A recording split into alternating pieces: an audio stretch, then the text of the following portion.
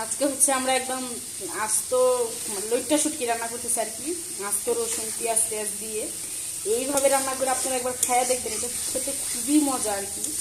দেখেন আমরা হচ্ছে এই যে রসুনগুলো রে এরকম করে হচ্ছে খোসা সহ কোয়াগুলো দিচ্ছি। আস্ত দিলে আরও বেশি মজা হয়, বাট আমি হচ্ছে সিদ্ধ হওয়ার জন্য একটু কোয়া করে দিচ্ছি আর কি।